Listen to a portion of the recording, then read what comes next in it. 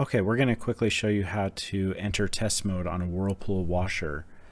It's pretty easy, but you're going to go one click to the left, 3 clicks to the right, 1 click left, 1 click right.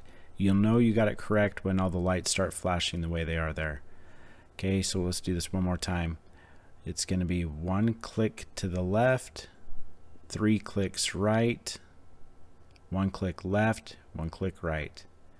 Okay, from here we're going to show you how to get into fault code mode, which is 1 click to the right.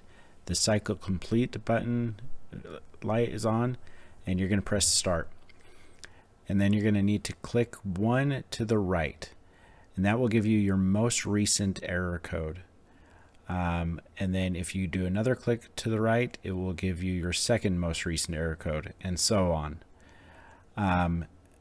You'll know you'll reach the end of error codes when the fill light starts to blink by itself. To exit this, you're going to hold down the start button for about 5 seconds. That gets you back into standby mode. Okay, so now let's enter that again. 1 click left, 3 clicks right, 1 click left, 1 click right. I didn't do it correctly here, but let's do that one more time. 1 click left, 3 clicks right, 1 click left, 1 click right. Okay, so now we got all the lights lit up again. If you look to the left, this kind of shows you exactly what we're getting into here. So you really need to just know the fault code, the manual test mode, and the calibration mode. Okay, so if you follow the diagram there on the left, the grayed out areas are where the lights are lit up. Okay, so we're going to go into manual test mode now, which is going to be the spin and done light or cycle complete light lit up by themselves.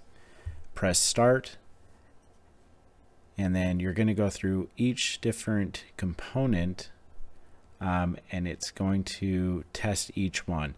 So if you press the start, it starts that test, and then if you press it again, it ends the test.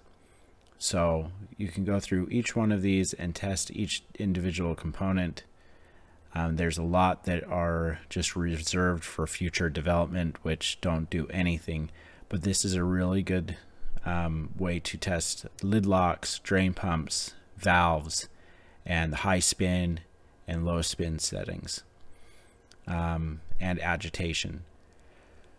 So just so you're aware that if you go into high spin or into agitation, there will be a delay. So give it about 30 seconds to start. When the lights go solid, it means it should be in the test mode. If they're still blinking after you press start, give it probably a minute or two, and it will start up. Okay. From here, if you'd like to see the pamphlet, everything that I've displayed on the screen is on a text sheet that is located in and attached to the front frame of the unit. You can usually reach it by pulling the drum down a little bit, and you'll find that there's a little baggy plastic bag that holds the paperwork inside of it. And it's got this test mode diagram and how to enter and show you fault codes and what they are.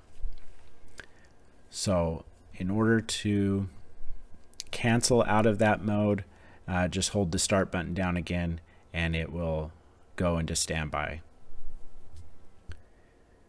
And real quick here at the end, I want to explain that calibration mode is a very useful test. You will be able to see that in the diagnostic sheet. If anybody is complaining that the unit is not spinning properly, or it's going out of balance, or it's not spinning, any sort of spinning issue, I normally start with the calibration mode unless it's giving other obvious error codes. So I would normally put it into calibration mode, and all you do is you select calibration and then hit start, and then let it go and do its thing. It takes about 3 or 4 minutes for it to run through a full calibration. but it's a very handy thing to use. You're also going to want to use that anytime you install a new control board or install a shift actuator or a motor or a belt, anything that really could affect the spin cycle or the RPMs of the unit. Run a calibration. And this and to be aware that all of these things, all these tests need to be done when the drum is empty. Do not attempt to do this when the drum is full of water or clothes. For sure, do not leave any clothes in there going through any of these test cycles. It'll it won't give you proper readings. So anyway, there you go. If you have any questions, just reach out. Thanks.